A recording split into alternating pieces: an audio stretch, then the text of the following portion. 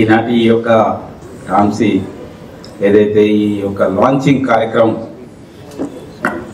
జరగడానికి ప్రధాన కారణమైన యొక్క జగన్ బాబు గారు, అశోక్ గారు, గురువారెడ్డి గారు, ఇక్కడ స్వామి గారు, అదేవిధంగా దిలీప్ గారు, కలెక్టర్ గారు, మన యొక్క ప్రముఖ నటులు సుమన్ గారు, ఇతర వేదిక పైన యొక్క పెద్దలు, ఇక్కడికి విచ్చేసిన యొక్క మీడియా మిత్రులు అందరికీ నమస్తే. మంచి సాయంత్ర సమయం అమ్మవారి పాదాల చెంత ఈ మంచి కార్యక్రమం జరుగుతుంది. మనం తెలుగువారు దేశమంతా విస్తరించి ఉన్నారు. హిందీ తర్వాత అత్యధికమైన భాష మాట్లాడేది దేశంలో తెలుగు. కానీ తెలుగు రాష్ట్రాలు రెండే ఉన్నాయని మనం అనుకుంటున్నాం. కానీ తెలుగు రాష్ట్రాలలో చాలా దేశంలో ఉన్న చిన్న రాష్ట్రాల కంటే ఎక్కువ జనాభా ఇతర రాష్ట్రాల్లో కూడా తెలుగువారు జీవిస్తున్నారంటే అది మామూలు విషయం కాదు. ఒక మహారాష్ట్రలోనే దాదాపు 1 కోటి మంది తెలుగువారు ఉన్నట్టుగా తెలుస్తున్నది.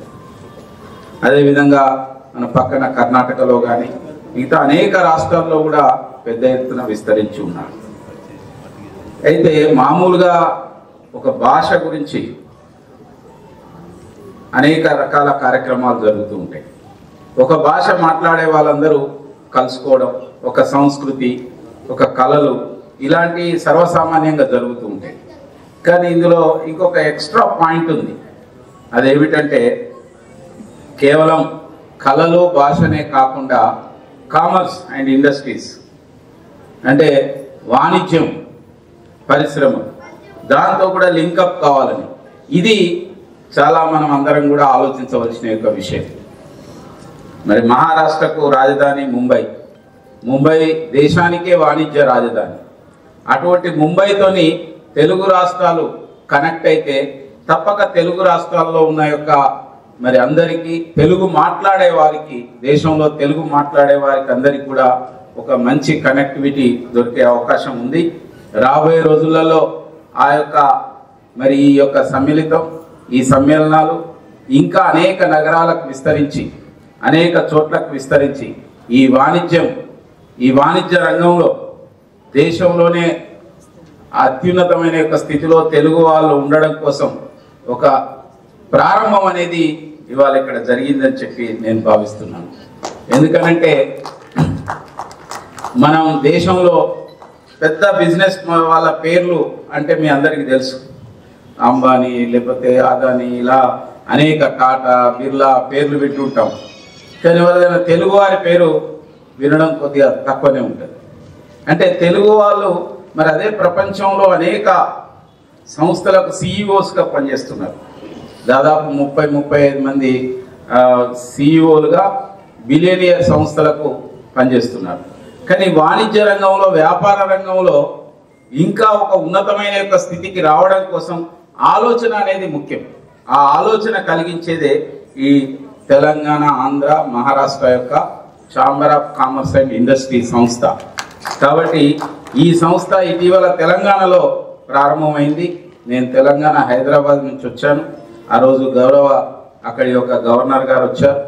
అదేవిధంగా మన యొక్క ఈనాడు మార్గదర్శి అధినేత శైలజా కిరణ్ గారు వచ్చారు. సినీ నటుడు సాయి కుమార్ గారు వచ్చారు. ఆ రోజు కేంద్ర మంత్రివర్యులు కిషన్ రెడ్డి గారు కూడా రావాల్సి ఉండే, చివరి మూమెంట్లో వారు రాలేకపోయారు. కానీ అక్కడ లాంచ్ అయింది. ఆ తర్వాత ఇవాళ ఇక్కడ లాంచ్ అయింది.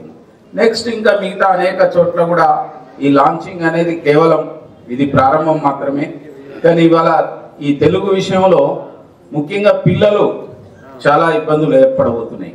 పిల్లలు పేపర్లు చదవడం లేదు, న్యూస్ చూడడం లేదు, ఏం జరుగుతుందో తెలియదు. ఏం చూస్తున్నారంటే ఓన్లీ ఫోన్లో కూడా ముఖ్యంగా ఇన్స్టా, లేదంటే ఇంకా మిగతా యొక్క ఫేస్బుక్, ఇలాంటివి చూడడం తప్పితే మిగతా చూడడం లేదు. చాలా మంది పిల్లలకు ఇంగ్లీష్ మీడియం కారణంగా తెలుగు పేపర్ చదవడం రాదు, తెలుగు పేపరు చదవడమే రాదు వాళ్ళకు. తర్వాత ఇంకా ఆన్లైన్లో కూడా తెలుగు విషయం తెలియడం లేదు. కాబట్టి ఎట్లా మనం పిల్లలను కూడా రాబోయే రోజులలో, అంటే పిల్లలు కనుక తెలుగు నేర్చుకోకపోతే రాబోయే రోజుల్లో తెలుగు మాట్లాడే వాళ్ళ యొక్క తెలుగు రాసే వాళ్ళ యొక్క ఈ సంఖ్య తగ్గిపోతుంది. కాబట్టి తప్పక మన పిల్లలను ఈ దేశంలో ఎన్ని భాషలున్నా అన్ని భాషలు నేర్చుకోవచ్చు, విదేశీ భాషలు కూడా నేర్చుకోవచ్చు. మన పక్క రాష్ట్రంలాగా అట్లా మడిగట్టుకొని కూర్చోవలసిన అవసరం లేదు. ఎందుకంటే భాషలు అనేది కనెక్టివిటీ కోసం అని చెప్పి ఇంతకుముందు కలెక్టర్ గారు కూడా చెప్పారు. కాబట్టి భాషలు అనేక భాషలు నేర్చుకోవాలి.